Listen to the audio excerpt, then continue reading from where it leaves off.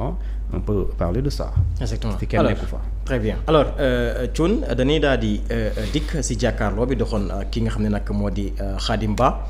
jiite lii di Locafrique nag démb ak le président Idrissa Diarra le juge Idrissa Diarra nekk président du collège des juges d'instruction du pôle judiciaire financier. moom Khadim Ba daanaka dafa opposé wu bu baax a baax ci li administration des douanes daal di teg ci ndoddam di ko accusé de change illégal de non rapatriement de fonds et d'importation illicite moom Khadim Ba dina xamal ni ci boobule dossier nekkul importateur waaye tamit nekkul li nga xam ne nag moo di prestataire alors nan nga jàngatee wala yan leeral nga mën a indil par rapport ak dossier kii di Khadim Ba ak Carlo bi doxoon diggante moom ak le président du collège des juges d'instruction bu pôle judiciaire financier. waaw xam nga monsieur Khadim Ba. Ça fait 8 mois bi ñu ko jàppee. ki mu joteel nag mooy douane. douane moo ko toppee ay mbir li ñu koy toppee mooy change illégal. benn. non rapatriement de fonds ak lu ñu tuddee importation illicite. loolu lañ koy tuumaal jusque là tuuma la. alors ci tuuma boobu moom ñu jàpp ko ci bu ñu ko jàppee justice di def téye ko mu nekk en instruction. les instruction da ngay xóotal ba pare woo nit ki laaj ko ci lii. li nga ko toppee ak li nga am bees. ngeen def comparaison mun na am sax ci instruction bi juge bi saisir une personne qualifiée. pour mu wax ko loolu lii nii ñu tuumaal waa ji nan la mën a amee am na wala amul parce que le juge d'instruction. il enquête à charge et à décharge moo tax mu def lu benn cabinet bu tudd Secosex. cabinet boobu daa def rapport. ñu tuddee ko un rapport d'expertise du cabinet Secosex. te dinaa la ko wax ci kanam tuuti mais li Khadim Ba wax plutôt moom ginnaaw bu ñu ko dégloo démb le 2 ak ki ay avocat am nga mën ci xam maître Djibi Diallo Seydou Diagne. Ciré Clédor Ly ak Ciré Bathily. Demba Ciré Bathily. alors ñoom seen client dafa weddi totalement et fermement li ñu koy tuumaal mooy li ma la wax sànq. donc mu ne moom loolu ñu koy waxal amul la preuve moom mu résumé ko de manière très simple parce que nee na man du ma exportateur plutôt mais aussi du ma prestataire. léegi mu ne moom facilitateur la mooy ku yombal mbir mi rek laa si. donc man jëliwuma kon bu dee jëliwuma mënoo ma toppee importateur. kon su dee ma importateur amul importation illicite. beneen bi mooy mu ne duma prestataire seen ay yi bëri na tamit donc waaw kon mënoo ma toppee lu ñu tuddee rapatriement de fonds léegi moom daf ne ñi nga xamante ne ñoom ñooy importateurs yi en réalité mooy Total SAR ak Touba Oil ñetti ñi ñooy importateurs yi mu ne léegi waaye ñett ñi sax ñoom ñooy importateurs yi te man du man mais ñoom lu leen war ak douane dañ ko def maanaam fay nañ lépp lu ñu waroon fay ñu tuddee ko les obligations douanières Khadim Ba nee na man ñooñu fay nañ loolu mais ci loolu également ne kon change illégal maanaam xaalis boo xamante ni ci devise bi nga ko waroon envoyé nga wax ne waroo du moom nga ko envoyé mu ne loolu amul la preuve mu ne lépp luy envoi lépp luy transaction Sénégal fii la amee. biir Sénégal dañ ko defee. waaw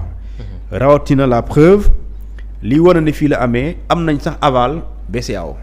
la Banque centrale des États de l'Afrique de l'Ouest. mu ne la preuve ba pare mu cité nit la preuve li tax am na mooy am nañu avalu BCEAO. te jamono jooju ñu koy am dañ koo am ci signature benn waay bu tudd Ahmadou Al Amin Lo. mi nekk ci nguur gi léegi. waaw moo ne kon jamono jooju le directeur national de la BCEAO. mu ne kon ñun am nañu avalu sax lu ngeen di wax noonu ay devises par exemple comment on appelle ça change illégale. mais ñun am nañ aval BCEAO te transaction yi Sénégal la amee mais Sénégal la amee ba pen loolu doyul mais ñun sax am nañu ndigal BCEAO et pour mu leer signature Al Amin Lo la mu wax loolu mu soutenir ne yéen a ngi may reprocher 45 milliards yoo xamante ni c'est des montants non rapatriés mais man Sénégal dugal naa fi ci économie bi contribué naa ci lu toll si 390 milliards de francs CFA dugal naa ci 390 milliards de francs CFA après mu rejeté li nga xamante ni moom mooy tuuma bi ñu tuddee le non rapatriement mu toll ci 45 milliards mooy xaalis boo delloowul ci réew mi dafa waroon dellu ñu ne ko delloowoo ko mais dafa contesté loolu léegi rapport de expertise bu ñu def loo woon ci rapport boobu dañ koo dugal ci dossier kii di Khadim Ba ci rapport boobu aussi nag moom daf ko xaw a favorable li tax mu xaw ko favorable mooy dafa am document bu xamante ni c'est un document juridique parce que texte bi daf ne bi douanier évoqué mooy article 3 la ñu wax article 3 boo xamante ni mooy l'article 3 du règlement numéro 09/2012 UEMOA mu wax j'ouvre les guillemets mu ne s'applique pas aux contrats de représentation mais uniquement aux exportations de biens léegi ñu ne article texte boobu le rapport fait également état de plusieurs vices de procédure mooy am na jafe-jafe vraiment ci forme bi non vice de forme plutôt vice de forme excusez-moi dans le procès verbal bi nga xamante ni moom la ñu sukkandiku pour topp Khadim Ba waaw te procès verbal boobu mooy bu waa douane te douane ñoom nee na texte bu ñu sukkandiku article 3 bi li muy wax ak li ñuy toppee li ñuy Khadim Ba lu mu demee dafa wute parce que article 3 boobu daf ne s'applique pas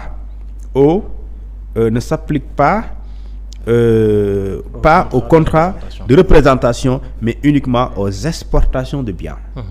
léegi ñu ne ci rapport bi ñu ne jamono bi mbir mi di am au moment des faits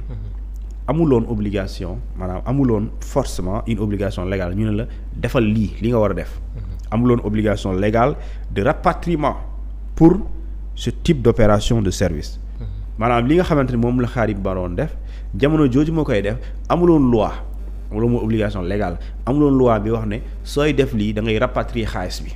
ñu loi boobu amuloon mu ne par preuve ñu ne exigence bi loi bi mu ngi am en 2024 te mbir mu ngi am avant 2024 mu ne mbir mi loi bi ñuy wax ni bi wax na léegi da nga war rapatrier fonds loi boobu mu ngi exister précisément en décembre 2004 loolu c'est le règlement c'est le nouveau règlement de l'UEMOA d'accord léegi le nouveau règlement de l'UEMOA boobu nag moom moo créé une lu ñu tuddee une obligation légale mooy tey soo nekkatee lu def comme luy Khadim Ba doon def jamono jooju lépp loo am da nga koy delloo mais moom nee na jamono bu mu koy def loi boobu amaguloon kon léegi mënoo mu def ko avant loi bi am nga bëgg ko toppee si loolu léegi loolu nag yëfu Ciré Clédor Ly la moom xam na nu muy défendre client parce que loolu mooy procédure loolu mooy vice de procédure c'est comme tey on dit sàcc ginaar avant bon ñu ne kenn terewu ko d'accord nit ñi di sàcc daaw ñu ne désormais léegi tey sàcc ginaar dañ ko tere ñi sàccoon daaw doo leen tëj léegi sàcc à partir buñ ko kiiyee loolu la léegi nag loolu mooy débat bi moo tax ça c'est un débat juridique et les avocats sauront bien défendre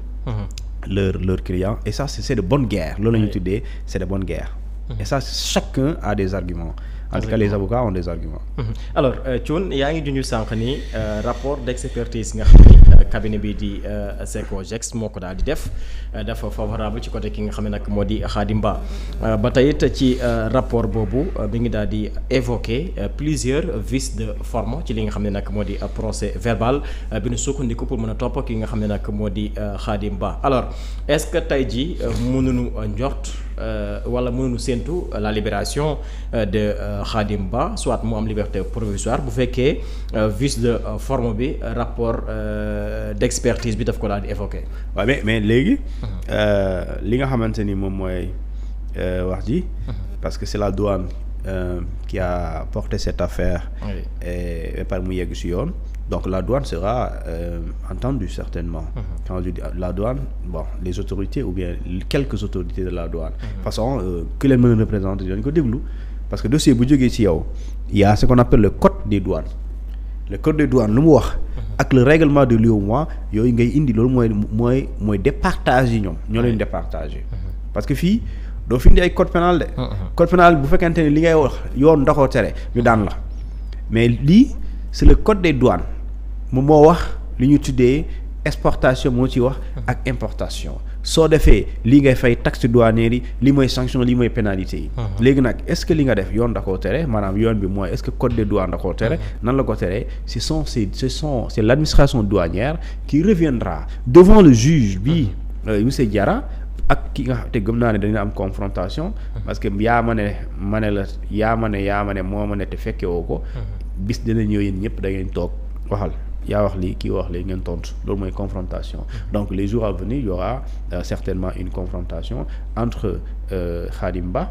et ñi nga xamante ni mu ñëw waa douane parce que su ñoo koy topp ak ñi nga xamante ni ñoom ñooy le pôle pour ne pas dire le collège des juges d'instruction mu nekk laaj ak tontu léegi nag su boobaa code des douanes nii la wax Khadim Ba li mu wax